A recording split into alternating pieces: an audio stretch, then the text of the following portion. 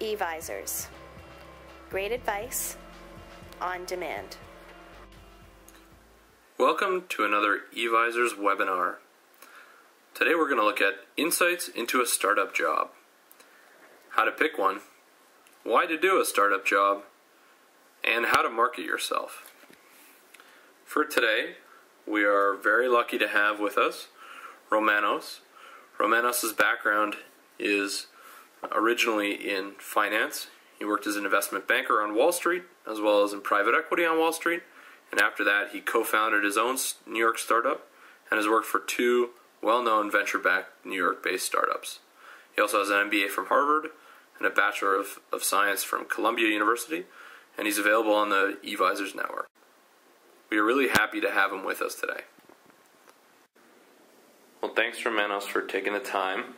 I'm just going to ask you a couple questions. I know your background's pretty extensive and you moved between big companies and small companies. So I first wanted to ask you a little bit about what's the difference between now you're working at a startup, how you kind of compare that professional experience early in a career to the big company work. Well, I mean, it's completely different. Coming from a large organization, I was at Bank of America, which had 200,000 employees. The levels of bureaucracy were incredibly high, and I had a very structured role in which I kind of had well-defined responsibilities and a very clear role in what we were doing every day. And, transitioning to a startup, it's, a completely different world.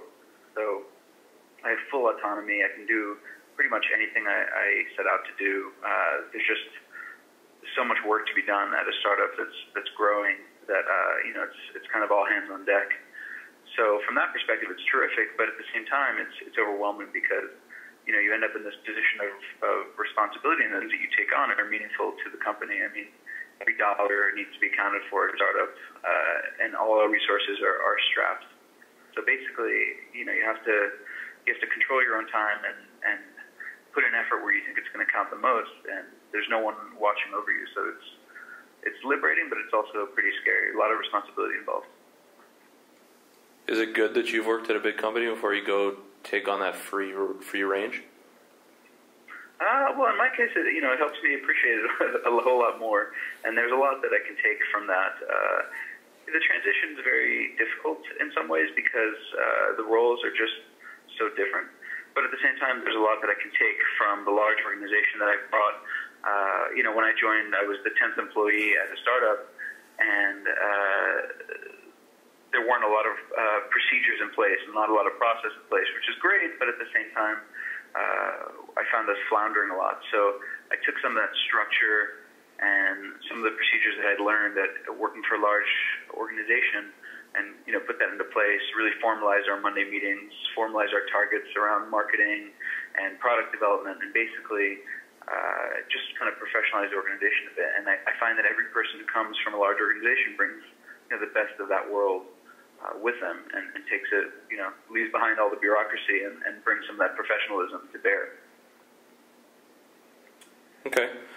Can you talk a little bit about what led you to selecting your current startup job? So I know that as you look for a startup job, there's a greater variety of both roles and types of companies versus, say, if you're looking at Bank of America versus another big bank, they'd be pretty similar to one another.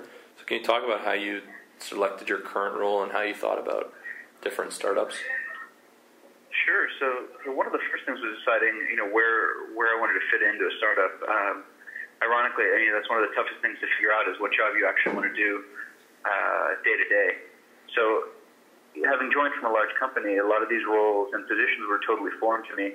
I graduated with an MBA, and I looked at business development roles because they had the word business in them, but it wasn't necessarily a good fit. And I found out, through a lot of research and talking to entrepreneurs and startups, that there were all these other terrific positions that were really meaningful in the corporation and were much better fit with me.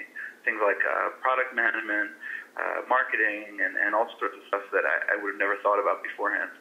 And so the first step for me was finding functionally where I wanted to be in the organization, and then setting out to find out where I thought I could make the most impact and what stage of company I was looking for.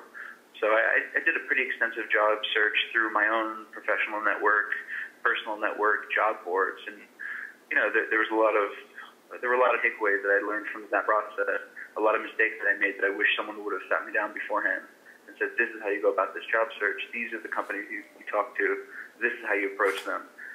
Instead of just going in with some random email and a resume from an MBA, there were a lot of things that I could have done better that would have shortened that job search and generated more productive meetings. But once I had gotten through all that stuff, I found a great organization that needed the skills that I offered, and was really a good match professionally and personally. And I think it's going to be a terrific step forward in my career. It's only been a few months, but so far so good. That's great. So what's a mistake, or what's something that you started to do at the end that you thought really worked really well? Well, at first I was just setting up these general meetings, and I should go back. There were a lot of mistakes I made at the beginning. By the end, I honed down my pitch a lot better, and I had kind of condensed it to 2 or 3 salient points about what I had done in the past, why I thought I was a good fit for this specific organization, what I thought I could bring. And so it was a lot more about pitching the skills that you have in a very specific way for the position that you want to do. So for me, it was about demonstrating that though I hadn't done the job of a product manager in the past, that I had the technical know-how, the ability to learn, the organizational skills, experience running projects and things like that in other positions that I could point to and point to success. And so it was a vastly different pitch than simply saying, I graduated, here's my degree. I don't really know anything about your company or the job, but it sounds interesting. Mm-hmm. Can you talk about what's different about a business development role versus a product management role? That's one of those things that, you mentioned it before in one of your earlier questions. It totally depends on the organization. I mean, some people define business development as, forging partnerships with other corporations and startups. Some people, it's much more of a sales role, much more of a large organization sales role. And so it just now it wasn't exactly what I had imagined it to be, and it wasn't as much of a fit as I originally had thought it would. Can you talk a little bit about what you think the differences are, both in terms of roles and responsibilities, and in terms of the depth of the role, looking at an early stage startup versus a later stage startup? Sure, I think there's a huge benefit to getting in early. Startups, especially successful ones, tend to scale incredibly quickly. I think if you look at some of the really hot startups in New York, like Foursquare, Etsy, they went up 10 times in size in the course of a year or two, and it makes a great deal of difference. If you have the appetite for risk, and if you believe that you can handle the job, I always opt for going in a bit earlier, because you get exposure to senior management, much more expanded responsibilities, and you get to be in it for the ride and get to ride some of that equity on the way up. When you look at an early stage startup, there's obviously a ton of risk, and there's also a lack of clarity sometimes about whether or not the model is proven, that sort of thing. When you look at that, how do you evaluate what's more important? If it's the idea, or if it's the entrepreneur, or if it's another factor? I mean, I think each person's appetite for risk and assessment of what is and isn't risky is it's an extremely personal decision. I mean, at the time I took this position, I was in my 20s and single, and I have what I would describe as a pretty reckless appetite for risk. And so, for me, it was more about finding the right fit. But if I had to pick one of those factors, which can help you de-risk the entrepreneur or the idea, I would say it's the entrepreneur every time. I mean, you hear from every successful investor, it's really execution that matters.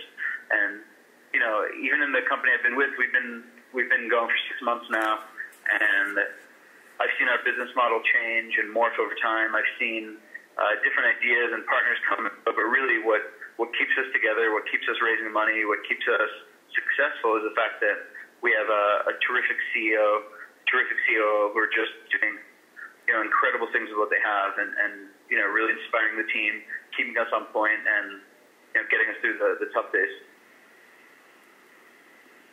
That's fair. That makes sense.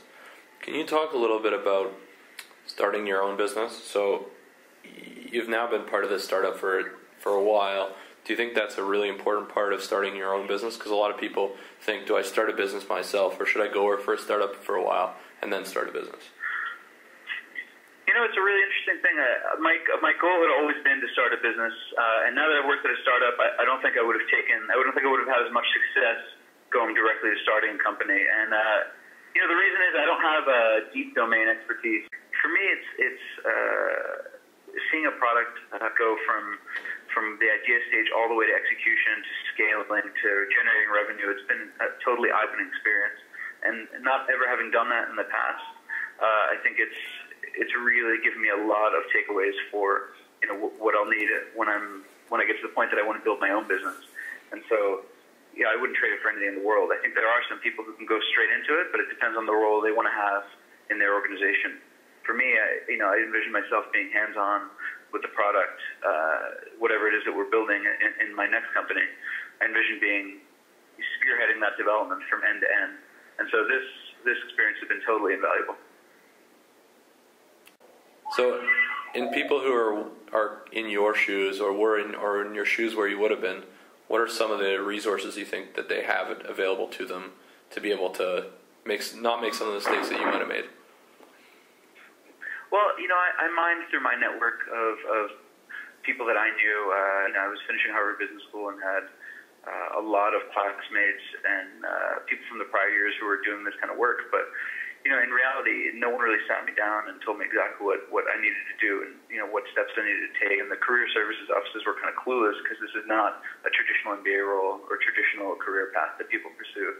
So I wish I'd had access to people who had done it before, people who had taken my career path and gone into startups. I wish I had access to a forum like the one you guys are building, which is, I wish I had someone who could just say, look, here's exactly the steps you need to take.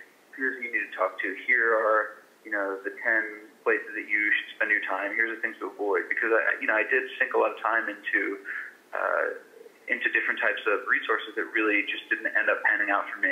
And I wish I just had someone to kind of help guide me a little bit. Well, thanks very much for that, Romanos. And I guess on that note, I just want to thank you for your time and advice. And I think clearly, you've learned a lot through the process, and I know that you're available on the network, and so hopefully other people can take advantage of the expertise that you've built. So once again, thanks so much for the time today. Thank you. eVisors. Great advice on demand.